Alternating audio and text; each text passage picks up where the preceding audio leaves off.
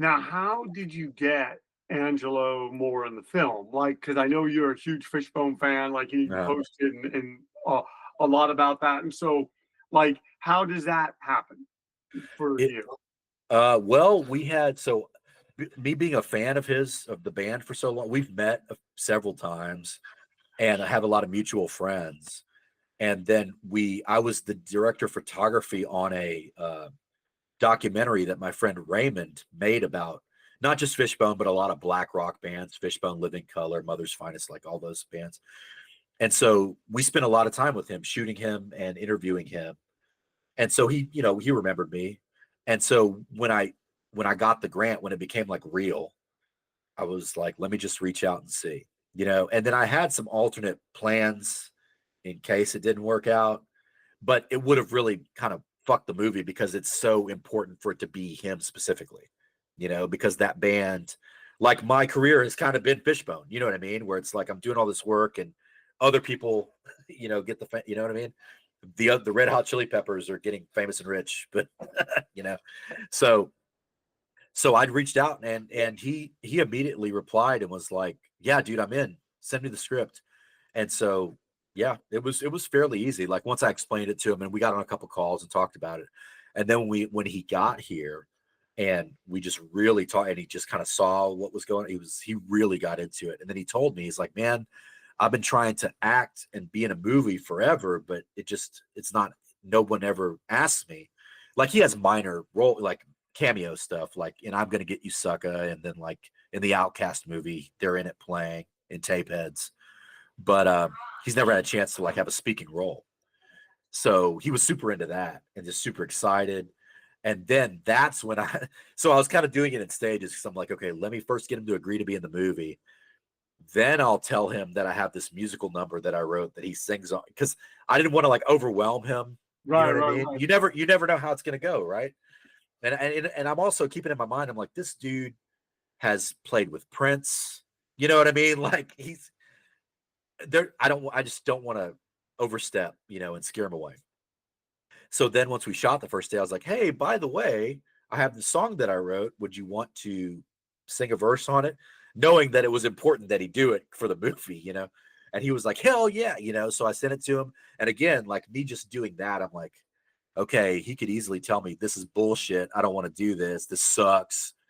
But no, he was, not only was he super into it, when we got in the studio to record his vocals, he's like adding on layers and adding different things and having ideas, to add to the whole thing. And I'm like, oh shit, this is surreal. Like that was the most, of all this stuff that I've done, that was the most surreal moment for me, because I mean, that is a literal hero of mine collaborating with me, like as a peer, you know, and it was wild. And then funny story, like after that, I became so comfortable that I actually tried to license a Fishbone song for the movie. And for whatever reason, they kind of stonewalled me. Not when I say they, I don't mean the band, I mean management. Now I realize it was because of some band stuff that was going on. Angelo had nothing to do with it. But I was like, well, it's important to have like a Fishbone type song in this part of the movie to kind of illustrate what they do.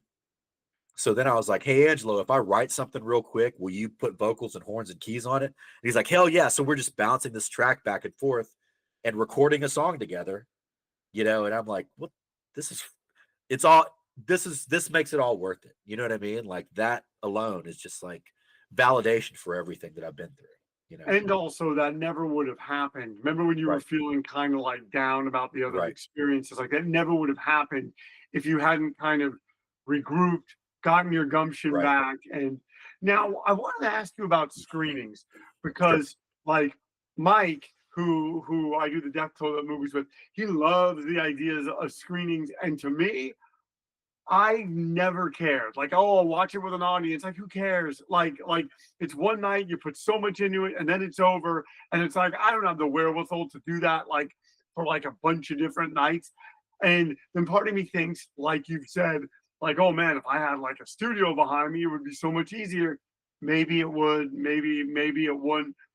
My question for you is, how do you approach screenings? Like, are you into it? Are you not into it? Is it a necessary evil? What is your mindset?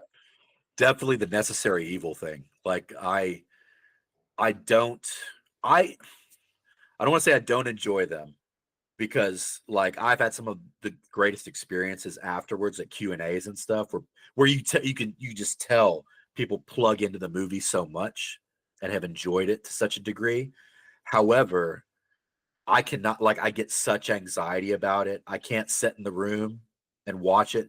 People are always like, sit down and watch the movie with us. And I'm like, no, I'm gonna go over to McDonald's and set my timer and then walk back in at the end. You know what I mean? Like I can't, and it's always been that way.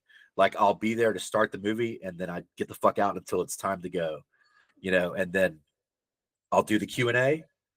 And sometimes it's, it's hard for me to even do that because I'm like, what, again, the anxiety of like, what if I walk in and they're just all pitchforks and torches? You know what I mean? Like, who does that? But you never know, right? Right. And, Or you walk in and that packed room is suddenly like just a few rows. right. Yeah.